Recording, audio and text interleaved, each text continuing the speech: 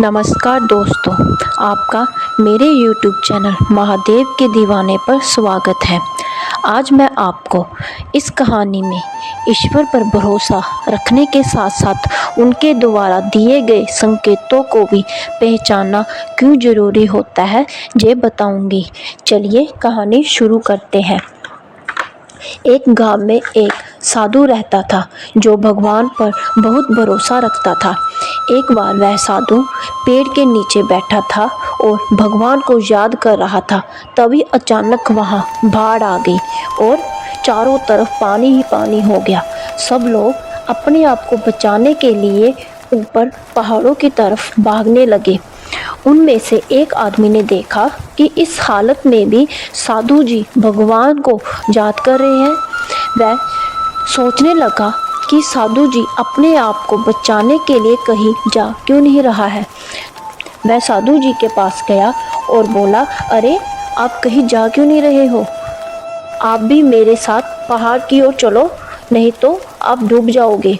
साधु बोला, अरे हमें क्या होगा, मैं भगवान की इतनी तपस्या करता हूँ, मुझे कुछ नहीं हो सकता है, मुझे भगवान अपने आप बचाने आएंगे। धीरे धीरे पानी साधु के कमर तक आ गया।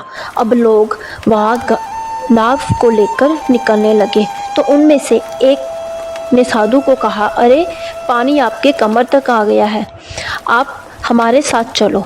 साधु जी ने कहा कि नहीं नहीं, भगवान मुझे अपने आप बचा लेगा।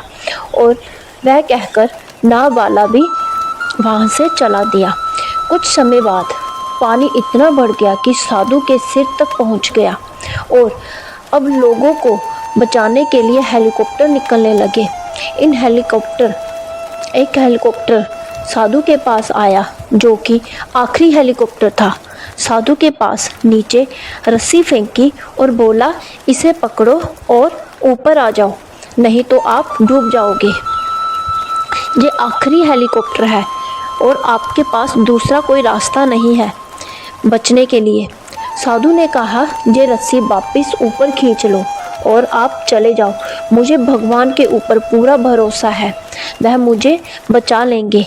पानी काफ़ी ऊपर आ गया, पेड़ डूब गया और साधु की भी डूबने से मौत हो गई। मरने के बाद साधु भगवान के पास गया और बोला, हे भगवान, मैंने पूरी ज़िंदगी आपकी तपस्या की, मैंने सारा जीवन आपकी आराधना करने में लगा दिया, इतना भरोसे के साथ इंतज़ार किया कि आप मुझे बचाने ज़रूर आओगे, लेकिन वहाँ मेरी डूबकर मौत हो गई और आप नहीं आए, ऐसा क्यों? भगवान बोले, मूर्ख इंसान, एक नहीं 3 बार आया था, पहला पैदल, दूसरा नाव के द्वारा और तीसरा हेलीकॉप्टर के द्वारा, लेकिन तुमने मेरा एक भी अवसर पहचान नहीं पाया। किसका इंतज़ार कर रहे थे? इस कहानी से यह सीख मिलती है कि